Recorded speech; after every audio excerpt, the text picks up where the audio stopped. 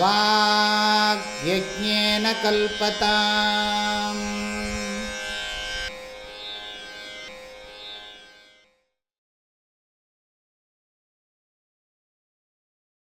ததா வதந்தம் சரணாகதம் ஸ்வம் சம்சாரதாவானலதாபதப்தம் நிரீக்ஷ்ய காருண்யரசார்த்ரதிருஷ்ட்யா தத்யாதபீதிம் சஹசா மகாத்மா. ததா வதந்தம் சரணாகதம் ஸ்வம் சம்சாரதாவானலதாபதப்தம் நிரீக்ஷ்ய காருண்யரசார்த்ரதிருஷ்ட்யா தத்யாதபீதிம் சஹசா மகாத்மா. இனி குரு என்ன பண்ணணுங்கிறத சாஸ்திரம் சொல்கிறது. இப்பேற்பட்ட சிஷ்யன் நமஸ்காரம் பண்ணி பணிவோட கேட்டதுக்கு பிறகு சிஷ்யர் குருவானவர் என்ன செய்ய வேண்டும் அப்படிங்கிறத சொல்கிறார். நம்ம பார்த்துருக்கோம் கைவல்ய நவநீதத்தில் அன்னதன் சிசுவை ஆமை மீன் பறவை போல தன்னகம் கருதி நோக்கி தடவி சந்நிதி இருத்தி உன்னது பிறவி மாற்றும் உபாயம் ஒன்று உண்டு சொன்னது கேட்பாயாகில் தொடர்பவம் தொலையும் என்றான். அந்த பாட்டு ஒன்று ஞாபகம் இருக்கு. அன்னதன் சிசுவை ஆமை மீன் பறவை போல தன்னகம் கருதி நோக்கி தடவி சந்நிதி இருத்தி. அதாவது இந்த ஆமை மீன் பறவை இந்த மூணு இருக்குது. இல்லை ஆமை சங்கல்பத்தினால நினைச்சாலே போருமா தன்னோட முட்டை குஞ்சு பொறிக்க வச்சுடும். அது மூச்சு விடுறதே ஒரு மணி நேரத்துக்கு ஏதோ கம்மியாக தான் விடுறது. அதனால தான் அதுக்கு லைஃப் ஜாஸ்தி.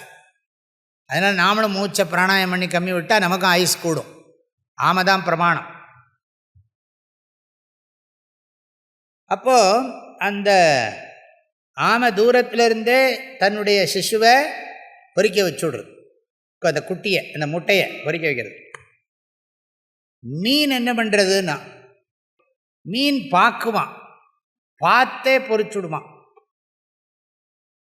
அதே மாதிரி பறவை தடவுமா, பக்கத்தில் வச்சுன்னு அழகாக்குமா.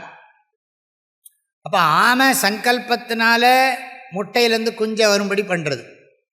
நேரில் பார்த்தேன், சென்னை பீச்சில் நிறைய தினம் பார்ப்பேன். அது சின்ன சின்னதாக இருக்கும். அதை பற்றி கேட்டால் அதோடய ஸ்டோரி ரொம்ப இன்ட்ரெஸ்டிங்காக இருக்குது. அது எந்த கரையில் முட்டை போடுறதோ அந்த கரைக்கு 16 வருஷம் கழித்து அதே இடத்துக்கு தான் அந்த குட்டி வருமா. வேறு எங்கேயும் போகாதான். வேறு எந்த கரைக்கும் அது கரெக்டாக அது இந்த இடத்துக்கு தான் வருமா 16 வருஷம் கழிச்சு. இப்படி சொல்கிறாங்க. சரி பரவாயில்ல, நமக்கு மோட்சத்தை பற்றி படிப்போம். இப்போது சங்கல்ப சக்தினால் ஆமை குஞ்சை பொறிக்கும்படி பண்ணுறது. அதே மாதிரி இந்த மீன் பார்வையால், பறவை தடவருது, தன்னோட டச் பண்ணி உள்ளுக்குள்ளே ரெக்கைக்குள்ளே வச்சுன்னு அந்த முட்டையை அடகாத்து பொறிக்க வைக்கிறது. இது 3 தீட்சைக்கு இதை திருஷ்டாந்தம். சங்கல்ப தீக்ஷா, சக்ஷு தீக்ஷா, ஸ்பரிஷ தீக்ஷா. அப்புறம் உபதேச தீக்ஷா, வாக் தீக்ஷா. இந்த தீட்சை 4 பண்ணணுமா, 4 சேர்ந்து பண்ணணும். ஏதோ ஒன்று பண்ணால் போராது. முதல்ல சிஷ்யனுக்கு நல்ல ஞானம் வரணும், சித்தசுத்தி வரணும், சாதன சதுஷ்டய சம்பத்தி வரணும் அப்படின்னு சங்கல்பம் பண்ணுறது.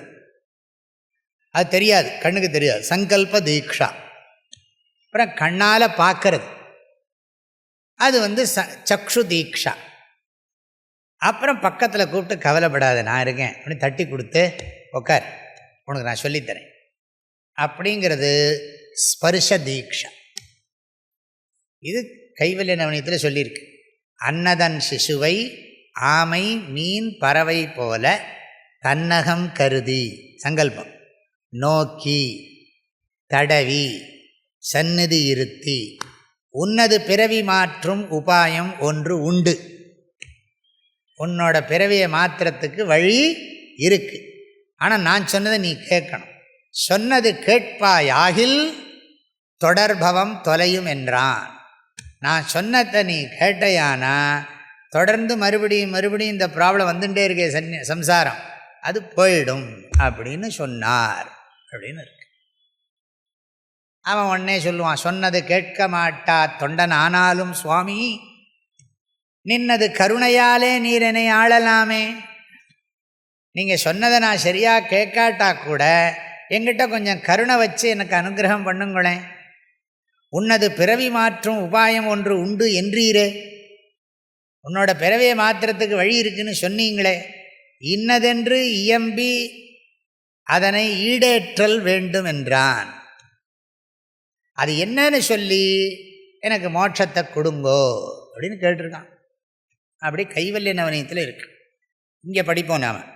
இப்போ குருவனுடைய கர்த்தவியம், மகாத்மா அபீதிம் தத்யாத், முதல்ல அபயத்தை கொடுக்கணும். பயப்படாதே, நான் இருக்கேன், கவலைப்படாது.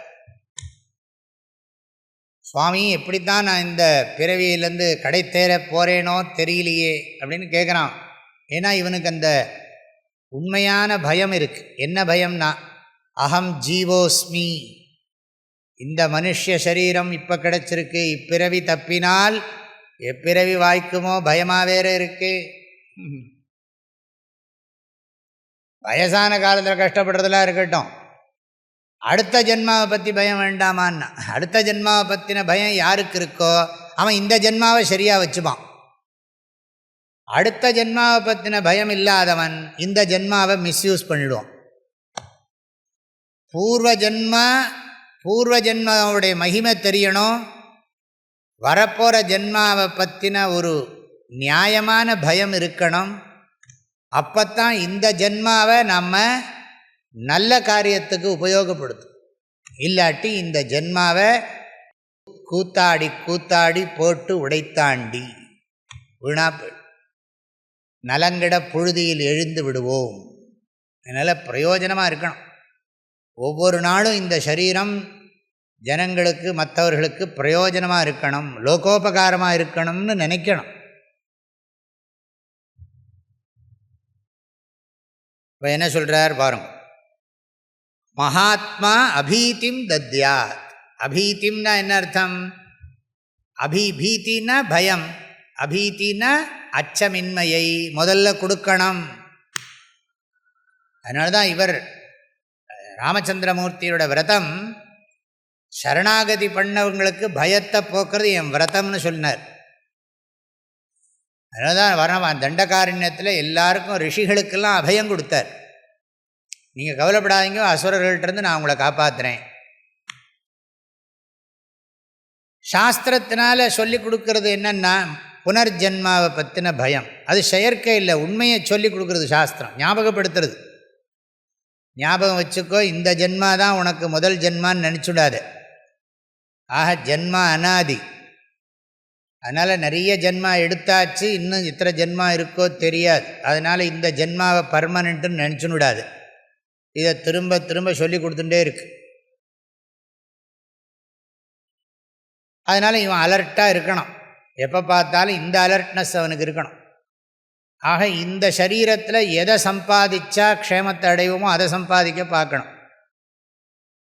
அதில் தான் கவனம் இருக்கணும். அதான் சொல்கிறார், ததா வதந்தம், அவ்வாறு பேசுகின்ற. ததா வதந்தம்னா அவ்வாறு உரையாற்றி கொண்டிருக்கின்ற. சரணாகதம், ஸ்வம் சரணாகதம், தன்னை சரணாகதி பண்ணி இருக்கின்ற. சம்சார தாவானல தாபதப்தம், சம்சாரம் என்கின்ற காட்டு தீயினால், காட்டுத்தீ நெருப்பால் தவித்து கொண்டிருக்கின்ற. அனல தாபதப்தம், தாவானலம், தாவானலம்ங்கிறது அடிக்கடி வருது, காட்டுத்தீ. இந்த சம்சாரங்கிற காட்டுத்தீ அதனால் தவித்து கொண்டிருக்கின்ற கொண்டிருக்கின்றவனை அப்படின்னு அர்த்தம். எல்லாம் ரெண்டாம் வேற்றுமை. ததா வதந்தம் ஸ்வம் சரணாகதம் சம்சார தாவானல தாபதப்தம் சிஷ்யம், சிஷ்யம்னு அர்த்தம் சாதகம், முமுக்ஷும் ஜிக்ஞாசும் இப்படிலாம் போடலாம். முமுக்ஷும் ஜிக்ஞாசும், அந்த ஜிக்ஞாசுவை நிரீக்ஷிய, நிரீக்ஷியன்னா நல்லா பார்த்து, நல்லா உத்து பார்த்து, நிரீக்ஷிய எப்படி நிரீக்ஷியன்னா முறைச்சி பார்த்தான்னா, என்னடா இப்படி சொல்கிறேன் முறைச்சா பார்க்குறாருன்னா இல்லை, காருண்ய ரச ஆர்திர திருஷ்டியா நிரீக்ஷிய. அம்மா குழந்தை எப்படி அன்போடு பார்ப்பாளோ அப்படி பார்க்கறது. திருஷ்டியான்னா பார்வையால். எப்படிப்பட்ட பார்வை? ஈரம், அதாவது ஆர்திர திருஷ்டியா. ஆர்திரம்னா ஈரம். திருவள்ளுவரே ஈரம் சொல்கிறார். அந்த இன்சொல்லை பற்றி சொல்கிற போது ஈரம் அப்படின்னு சொல்லுவார். ஆக அந்த கண்களில் அந்த ஆர்திர திருஷ்டி, அது எதனால என்ன? ரசார்திர திருஷ்டி. ரசம்னா என்னென்ன? காருண்ய ரசம். இந்த நவரசங்களில் கருணைங்கிறது ஒரு ரசம். அந்த மனசில் இருக்கக்கூடிய அந்த அருள், நேற்றுக்கு பார்த்தோம் இல்லையா, அருளுடைமை, அந்த அருள்ங்கிற அந்த ரசத்தினுடைய ரசத்தினால் உண்டாகிற கருணை ததும்பும்னு சொல்கிறோம் இல்லையா தமிழில், கருணை ததும்பும், அதுதான் இங்கே ஆர்திரம்ங்கிறார். காருண்ய ரச ஆர்திர திருஷ்டியா நிரீக்ஷிய. ரொம்ப கஷ்டப்பட்டு இருக்கான், சம்சாரத்திலேருந்து விடுபடுறதுக்கு வழி தெரியாமல் கஷ்டப்பட்டு இருக்கான்னு சொல்லி அந்த இரக்க குணம் வெளிப்பட்டு இந்த கண்களில் அது தெரியறதான். அடுத்தது காட்டும் பளிங்கு போல் நெஞ்சம் கடுத்தது காட்டும் முகம்னார் வள்ளுவர். அதனால் அது கடுத்தது காட்டும் சொல்கிறதுக்காக நம்ம நல்லதுக்கும் அதுதான். கண்களை குறிப்பறிதல்னே பேர் திருக்குறளில் வரப்போகிற இதுலேயே அதுதான் வரப்போகிறது. கண்ணை வச்சே கண்டுபிடிக்கிறது. இந்த கண்ணில் தானே எல்லாமே இருக்குது. கண் பார்வையை வச்சு தானே ஜட்ஜ் பண்ணுறாங்க நிறைய விஷயங்கள். ஆக அகத்தின் அழகு முகம்னா கண்களில் தெரியும், பேச்சில் தெரியும்னு அர்த்தம். ஆக காருண்ய ரசார்திர திருஷ்டியா நிரீக்ஷிய அபீதிம் தத்யா, அச்சமின்மையை அருள வேண்டும், பயப்படாதேன்னு சொல்லி அச்சமின்மையை கொடுக்க வேண்டும், அச்சமின்மையை தர வேண்டும். எப்போ கொடுக்கறதுன்னா, அவன் இப்போ சொன்னான்னா இன்னும் ஒரு வாரம் கூப்பிட்டு பண்ணணுமா, சஹசா உடனே பண்ணணுங்கிறார். Without gap. அவன் ரொம்ப துக்கத்தோடு இருக்க, கவலைப்படாத கவலைப்படாத கவலைப்படாத கவலைப்படாத, நான் இருக்கேன் உடனே சொல்லணும். அப்படியா, உட்கார் பார்க்கலாம், அப்படி சொல்ல வேண்டாங்கிறார். சஹசாங்கிறார். சஹசான்னா என்ன? உடனே பண்ணணும். எமர்ஜென்சி கேஸ், ரொம்ப அவஸ்தைப்பட்டுன்னு வந்திருக்கான், போஸ்ட்போன் பண்ணாதேங்கிறார். யாருக்கு சொல்கிறார்? குருவுக்கு சொல்லி கொடுக்குறார். குரு போஸ்ட்போன் பண்ணாமல் உடனே அவனுக்கு டயத்தை கொடுத்து அவனுக்கு பண்ணு அப்படிங்கிறார். ததா வதந்தம் சரணாகதம் ஸ்வம் சம்சாரதாவானலதாபதப்தம் நிரீக்ஷ்ய காருண்யரசார்திர திருஷ்டியா தத்யாதபீதிம் சஹசா மகாத்மா. உடனே பண்ணணும். எமர்ஜென்சி கேஸ், ரொம்ப அவஸ்தைப்பட்டுன்னு வந்திருக்கான், போஸ்ட்போன் பண்ணாதேங்கிறார். யாருக்கு சொல்கிறார்? குருவுக்கு சொல்லி கொடுக்குறார். குரு போஸ்ட்போன் பண்ணாமல் உடனே அவனுக்கு டயத்தை கொடுத்து அவனுக்கு பண்ணு அப்படிங்கிறார்.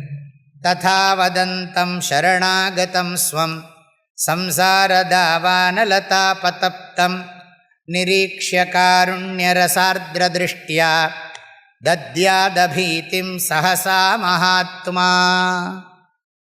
ததா வதந்தம் சரணாகதம் ஸ்வம் சம்சாரதாவானலதாபதப்தம் நிரீக்ஷ்ய காருண்யரசார்த்ரதிருஷ்ட்யா தத்யாதபீதிம் சஹசா மகாத்மா.